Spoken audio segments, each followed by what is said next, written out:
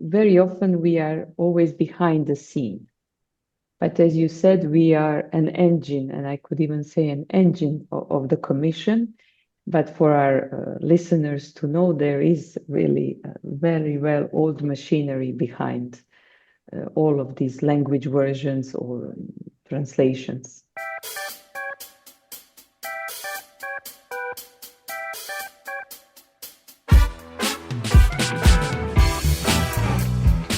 Hello and welcome to DGT Podcast, Languages and Technology, brought to you by the European Commission's Directorate General for Translation. I'm Anna Holmén, and in this episode we are going to visit the engine room of DG Translation, a unit that plays a pivotal role in making sure that translation plays its part in the European Union's legislative process. I welcome Ivana Zeljković and Iva Vatova from the Central Planning Hub of DG Translation, the Demand Management Unit. Hello, Anna. Hello. Let's start as we always do. What are your language stories? What brought you to the language profession in the first place? Ivana? I would say that it all started in my childhood by watching a TV series that were subtitled. And also thanks to my cousins who live in Canada and who would visit us every summer in Croatia and who didn't speak Croatian, then there was no other way of communicating with them than to speak English. And then I would say one thing led to another, and I ended up studying linguistics and literature, more precisely English and Spanish. With the idea initially of becoming a teacher, a language teacher, which I did for a couple of years. But then life played its games and I ended up in Brussels and in DG Translation. During school holidays, I loved staying up late in the evening and watching whatever they would show on the television. And it was a Western movie. I think it was for a few dollars more. I realized that I don't understand the word of what they were saying, but it sounds really nice, and that it would be good actually to know what these people were talking about, even though it wasn't poetic English of Shakespeare or something like that. So that's how it started, I think. Then I went to the language school, and then I studied British and American Studies at the university. Then worked as a translator and joined DGT as a translator. And now I'm loving. That's very specific. I watched for a few dollars more, and there it started. Yeah. Yeah, I know you have quite typical stories for many of the colleagues in DG Translation, I would say. And to our listeners, please pay attention because today we have one Ivana and one Iva. So pay attention who I am talking to. Ivana, you are the head of the Demand Management Unit, but you are also a relative newcomer to this unit. But I happen to know that you also know DG Translation inside out, so you are well placed to explain the reason why translation plays a role in the legislative process. What is it we mean when we say it plays a role in the legislative process? Yes, Anna, as you rightly said, translation is an important element of decision-making process in the European Commission, but also for the whole functioning of the European Union. Actually, translation is a legal obligation, and we are always very proud to remind the public that the very first regulation of the European Community back in 1958 was about languages, actually defining that the official languages of the European Union have to be available, that all laws and regulations have to be available in all EU official languages. And this means that no EU law or any regulation can be adopted if we don't have 24 language versions. So currently we have in the European Union 24 official languages, and all these language versions are legally identical and equally valid. So that's why translation is not only transposing from one language to another, It actually means drafting in all of these languages. And why is this important? It's very important that all citizens all across the European Union have the right to read laws and regulations that apply to them in their own language, so in the language that they understand. Because the reality is that not all of us are fortunate enough to live in other countries and have the possibility to learn and understand other languages. Yeah, as you say, we ultimately translate for the citizens of the European Union. But more concretely, in the first stage, who are our customers or the requesters of DG Translation? In the first phase, so our main customers of DG Translation are all the Directorate Generals and Services of the European Commission. So for our listeners to know is that other institutions like the Council, the committees, the European Parliament, they have their own translation services. So what we here in DG Translation translate are all the documents that are produced, that is drafted by the colleagues from the European Commission. But ultimately, the documents that we translate are eventually published in the official journal or on the Europa sites. So they are available to wider public. Thank you. One reason why we wanted to do this episode is well, for me, the most exciting time during my days when I was a translator in the Swedish department, it was the time leading up to May 2004, when the EU went from 11 to 20 official languages, as then, at the time, 10 new countries joined the EU. We called it the Big Bang, with this going from 11 to 20 languages. And I remember that some colleagues in the corridors, they were actually voicing doubts whether this would at all be possible to manage as many as 20 languages. And today we have 24. Well, Anna, I wasn't there back in 2004, but what now I can say with certainty is that those who were skeptical were actually wrong. It functions. DG Translation delivers in all 24 official languages, and it functions because besides this machinery, there are very well defined, let's say, set of rules, language rules that we call them, that defined how we work. So some time ago, we even had, the Commission adopted the communication on translation as part of the decision-making process. It's a document that defines the type of documents that we translate, differentiating between what we say core and non-core documents, and also defining the deadlines and the volumes for each type of a category of text. To this, I would like to also add that we have in the Commission very well defined language rules, which defined when a certain language version needs to be available, depending on the adoption procedure, on the type of act, and on the destination of the act. And not to be too administrative and to give a bit of more clarification of this, for example, when we have a delegated act or an implementing act adopted by the Commission, which then enters into force by publication in the official journal, all language versions need to be available for the date of the publication in the official journal. And that's for us then in the unit, demand management unit, for translation units, and also for our customers, so any of the policy director generals of the Commission, we all need to agree on a deadline that will enable that the language versions are available on this date of publication in the official journal.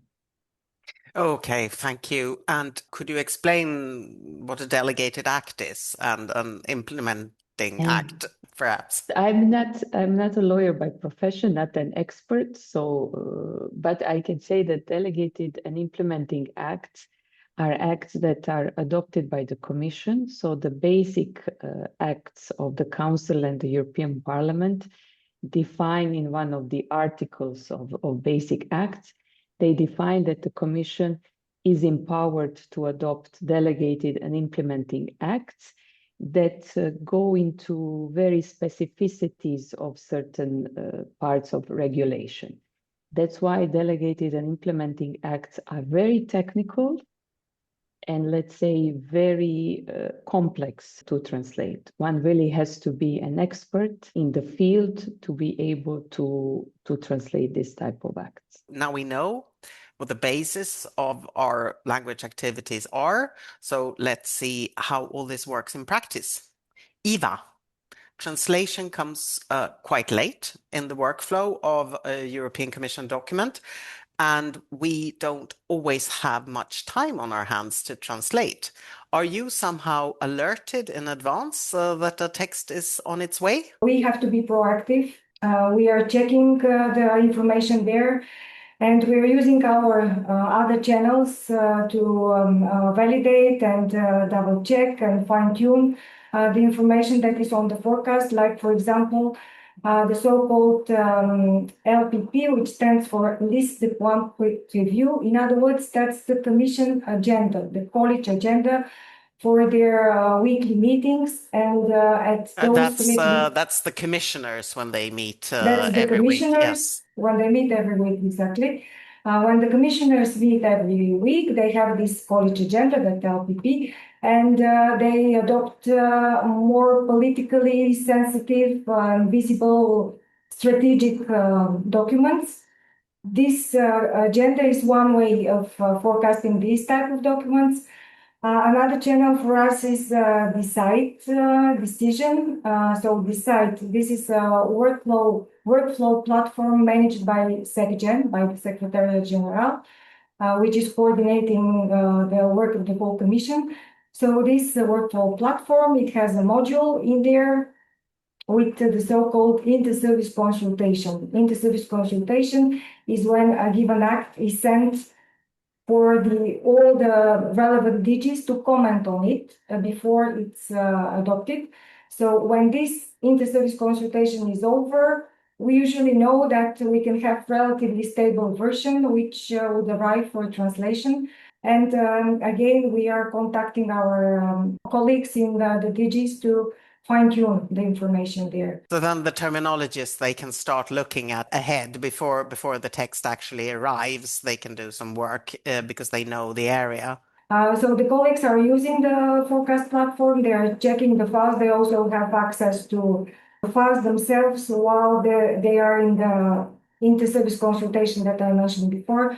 So they can have a preliminary draft of the documents, and they can start their terminology work pretty early, indeed. Yeah, and then they can inform the colleagues, the translators, so that they are prepared what is coming. Yes, they usually inform everybody if there is the so-called centrally coordinated terminology project. And for the format, the technical aspects, I know that our so-called language technology coordinators are crucial. And I'll explain to the listeners, these are translators. We have a language technology coordinator or two in each language community, and they are a bit more savvy, IT savvy, so to say. They're good at the technical aspects, and they can function as a kind of local help desk for the translators, but they're also in contact with you, right? To see how to solve a problematic technical issue to be able to use it with the translation tools. Exactly. If we have any doubts or suspicion that the format of a document can be problematic, we would contact them, and they perform their analysis, and they can even give some advice to the drafters, the authors in the DGs, what they could change so that it's compatible with our tools. They help a lot with very specific situations that we have had. In some cases, they issue instructions for the translators, for everybody. So these are centrally drafted instructions that save a lot of work and a lot of time for all 23 translation units that are working on a given file. And the workflow that we're using, I mean, it's a whole big story. It's not just the translation tools, but it's also the internal, well, the workflow that you already talked about, linking to the rest of the Commission. And recently we've started updating our internal system. Maybe Ivana can say a few words about that. Yes, indeed. So we have, at the beginning of this year, we launched, I will now use a technical term, the minimum viable product of eDGT.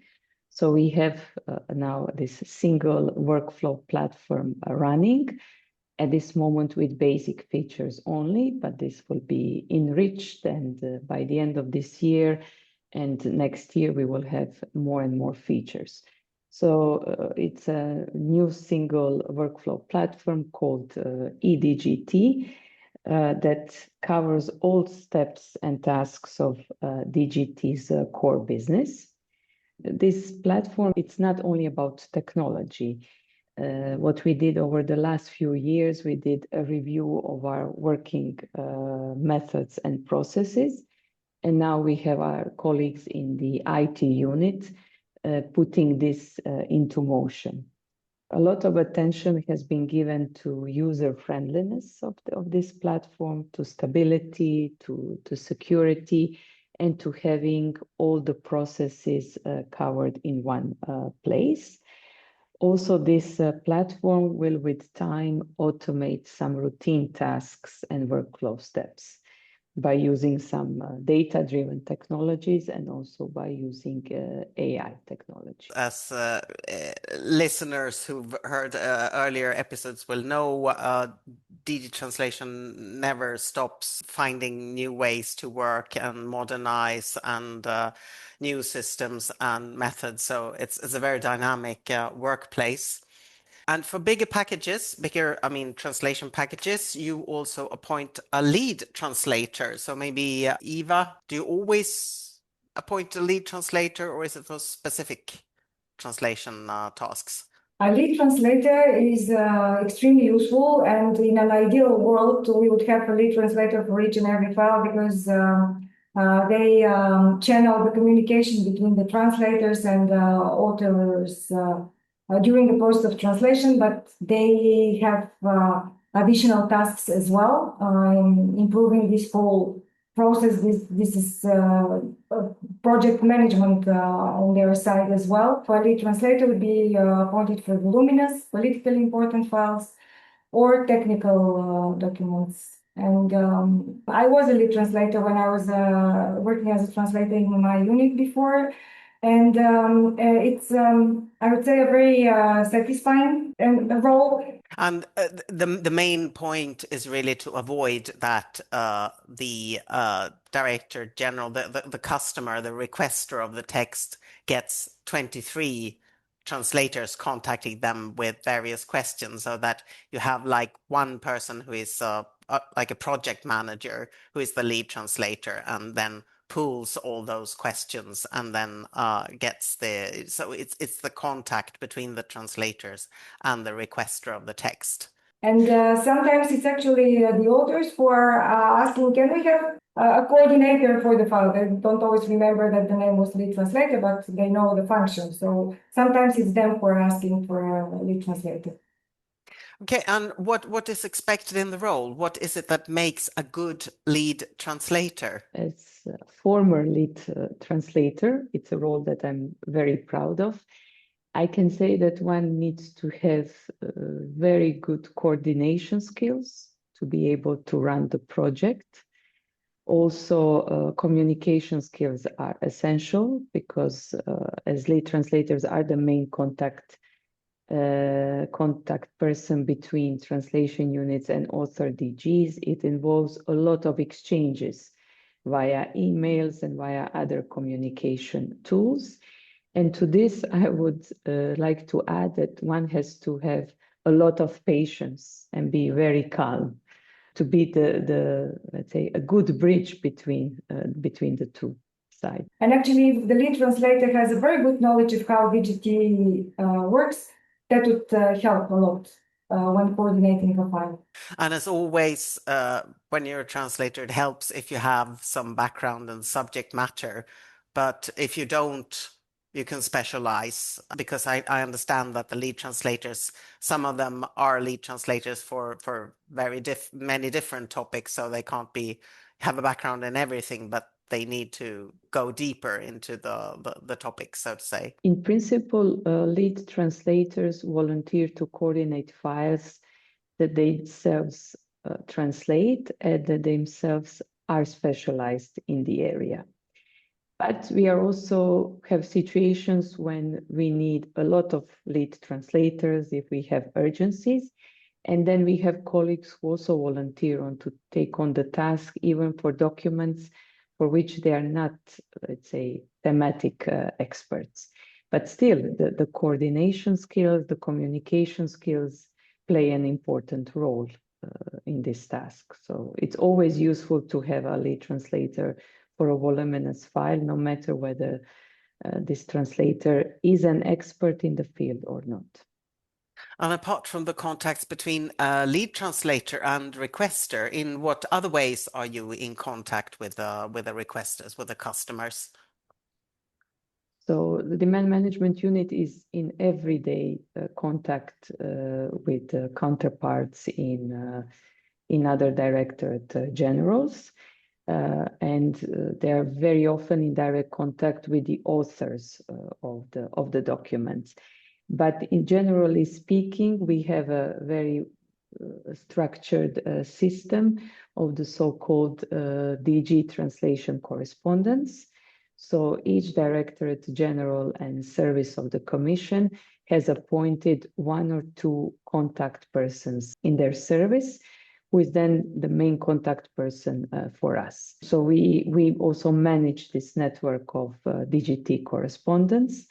We meet them 2 to 3 times per year, but in the meantime, we are in regular contact. We share news about DG translation, about our products and services, about, let's say, launch of new IT systems, so of all the matters that could be relevant to their work and that is beneficial to our cooperation. And I know that sometimes translators, they have the opportunity to really read through the whole text, and sometimes they spot problems in the text and get back to the author. And I understand that this is a really appreciated feature, that you have a fresh pair of eyes. So it's not just about translating, but, you know, to get an overview of the text as well. The thing with the feedback that translators are giving back to the authoring DGs is really very much appreciated. They say it often, and sometimes they are looking forward to it. And because translators are very busy, sometimes they send the feedback the last days before the deadline. This additional quality network for the EU legislation, I think it's very important. And speaking of deadlines, Ivana, I understand that that's quite a big part of your work, to negotiate deadlines. Yes, indeed, it's a let's say crucial task of the demand management unit. But I myself like to use the term agree on deadlines rather than negotiate, because we all work for one commission and the ultimate goal is to deliver on the commission's priorities and enable that citizens have access to laws and regulations in their own language. So as we have explained at the beginning of the podcast, depending on the language rules, on the adoption procedures, on the, let's say, destination of the act. So what we constantly do is that we discuss with authors, with customer DGs, and we try to agree on a deadline that is feasible for us to deliver translations, but at the same time meet the needs of the Commission to deliver a legislative proposal or an autonomous act that needs to be published in the official journal. Indeed, very important point there that we are working while we call them customers, requesters, they are our colleagues, that we're working together towards the same goal. And we're quite successful also with the deadlines because I understand DG Translation sticks to the deadlines more or less. What is it? Is it 98% of the time? Something like that? And I have to correct you. We are over 99%. So Oh, very wow. close to 100%. I have to stress this. Yeah. Deadline compliance is one of our, let's say, also biggest strengths. DG Translation works, can say 24/7. So we also have a very well structured scheme to deal with urgent translation requests that arrive outside regular working hours and on weekends, and that have to be delivered within a very short period of time. These are usually urgent press releases or statements by the President von der Leyen or any other commissioner. So we have a very structured system where we have one of the managers who are on duty, and we have a very important extension of these duty officer schemes where we have in each language community a translator on standby. So actually 25 people every week are available to cover for urgent needs outside regular working hours and on weekends. And with what you explain here with this kind of deadlines and sometimes highly political or otherwise sensitive texts, it should be clear to anyone that the in-house translation force is indispensable, but we couldn't have this over 99% deadline compliance if we didn't have the freelancers. Yes, so DGT relies on the, let's say, network of external contractors that we have, because around 35% of our production, which is on a yearly basis around 2.5 to 2.6 million pages, is provided by external contractors. The system of outsourcing is governed by the outsourcing framework that we have devised in DGT. And with external contractors, we cover what we call lots, but these are language combinations. So we have 47. And currently we have 113 contracts with 55 different contractors from all around Europe. It's a system that functions very well defined by the framework contracts that we have. We are also very proud of our system of performance assessment, how we evaluate the quality of the outsourced translations. And the framework contracts are in force for 4 years. And then every 4 years, we need to publish a new call for tender. And then also on the basis of selection criteria, we choose new set of contractors. Yeah, you have both mentioned earlier in the podcast you didn't want to be too administrative, but I think what you describe here, it makes it very clear that you can't improvise. There has to be procedures and rules and workflows for everything, which we have heard here when you've described more or less the whole translation workflow from A to Z. But there are a couple of more stages I wanted to bring up.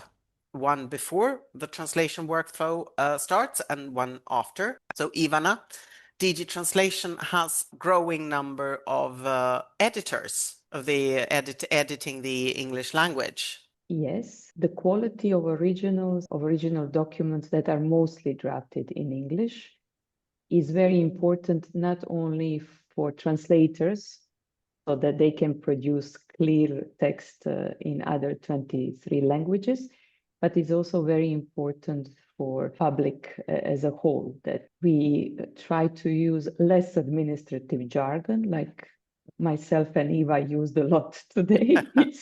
It's inevitable, but we are very proud that we have now managed to increase the availability of editing services for the whole of the Commission, where we have a number of editors who read, who edit, who help authors to make their text clearer, with less jargon and more, let's say, closer to the wider public. Yeah, and indeed, we haven't managed to get to the stage where we edit everything, but we have increased our capacity.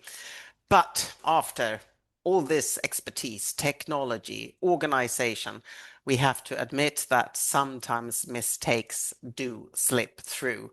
But we have a system for that too, right, Iva? If the mistake is in a translation, there is a whole sector here in our unit, the corrigenda sector. So the colleagues are really the go-to people. They're very well informed, and they know a lot about how to correct a mistake so that it doesn't have consequences for when the legislation is already out there.